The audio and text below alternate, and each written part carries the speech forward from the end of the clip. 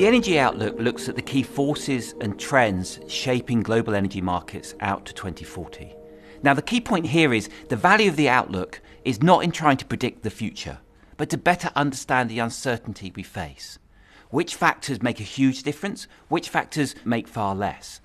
So the value for anyone involved in the global energy system is better understanding the nature of that uncertainty so they can ensure that their businesses are robust and strong, however global energy markets evolve over the next 20 years. The biggest theme that comes out of this year's Energy Outlook is the dual challenge, the need for more energy and less carbon.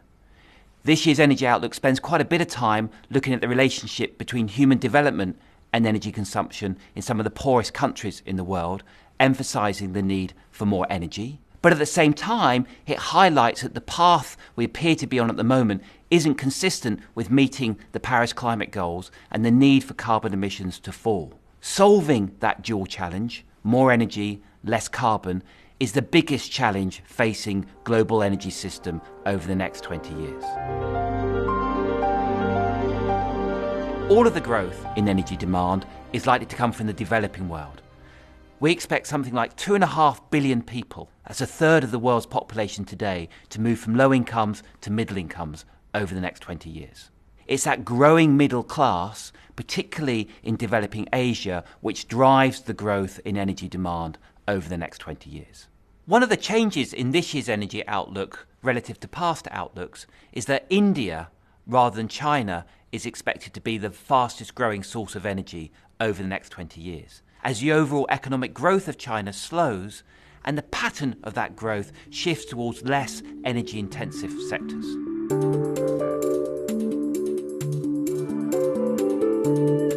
Almost all fuels need to grow over the next 20 years to meet the growth of energy demand. In the evolving transition scenario, the fastest growing source of energy is renewable energy, led by wind and solar, which accounts for around half of the increase in primary energy.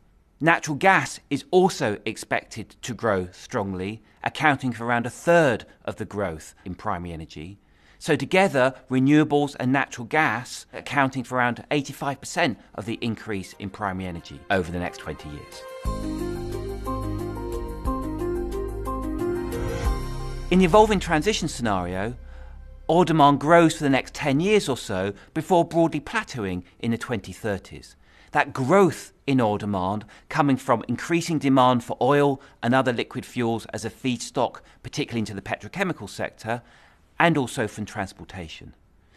It requires literally trillions of dollars of investment to be able to supply that quantity of oil out to 2040. The fact that the world would need to invest heavily in oil, almost irrespective of how the global energy system evolves over the next 20 years, is something which I don't think is well understood today.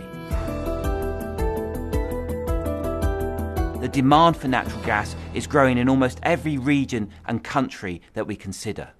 The growth of that natural gas supported by growing use both within the power sector and also within industry. A key factor supporting this growth is the increasing expansion of liquefied natural gas, LNG, which is increasing the accessibility of natural gas around the globe.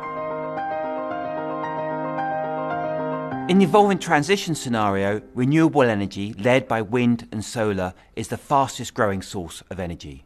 It accounts for around half of the increase in primary energy and around 2/3 of the increase in power generation. As a result, renewable energy overtakes coal to be the largest source of power generation by 2040. This strong growth in renewable energy is helped and supported by both government policies in some parts of the world, but more importantly, increasing technological gains driving cost reductions in wind and solar power. Renewables are likely to become an ever-increasing part of the global energy system. The point of the Energy Outlook is not to try to predict the future, but to better understand the uncertainty we face. We do that by exploring a whole series of what-if questions. How would the global energy system change or be different if different parts of policy, preferences or technology evolves in different ways? In the Energy Outlook, we consider an alternative scenario, a less globalisation scenario, in which the recent trade disputes escalate, and as a result of which they slow global GDP growth because there's less trade, and they also cause countries to become more concerned about imported energy because of the security risk, and so prefer to use domestically produced energy. What I found most striking was that relatively modest assumptions led to really quite significant impacts on the global energy system. The big losers here are the major energy exporters as the demand for traded fuels slows. There are growing environmental concerns about the use of plastics. In the Energy Outlook, we consider an alternative scenario culminating in a worldwide ban on the use of plastics for packaging and other single uses. This reduces the growth of oil demand by around a half. So oil demand continues to grow over the next 20 years, but less significantly. One other feature that we stressed in this scenario is that the reason why plastics grow very significantly over the next 20 years is because they work. They're an efficient solution to many everyday needs. And so if the regulation of plastics tighten, we also need to think about what materials will be used in their place and what impact that will have both on energy demand and also the wider environment.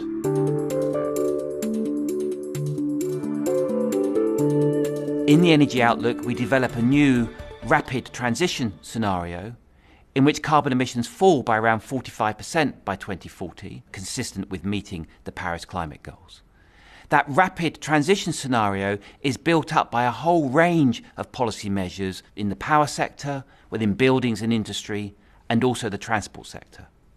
What is striking, despite applying a whole range of policy measures to the transportation sector, including a very significant increase in the electrification of both cars and trucks, the reduction in carbon emissions is really quite small. Around 2/3 of the reduction in carbon emissions comes from the power sector. The power sector is key to ensuring a rapid transition to a lower carbon energy system over the next 20 years. Looking beyond 2040, a whole range of technologies will need to play a role if carbon emissions are going to fall to net zero by the second half of the century. A decarbonised power sector, supported by greater use of hydrogen and also bioenergy, particularly in transport and industry, circular economy, improving energy efficiency, carbon capture, use and storage, CCUS, and negative emissions technologies, storing and removing carbon emissions. This year's Energy Outlook contains a huge amount of analysis and insights. Go online, have a look, and then let us know what you think. Help us improve our analysis of how global energy markets are likely to evolve over the next 20 years.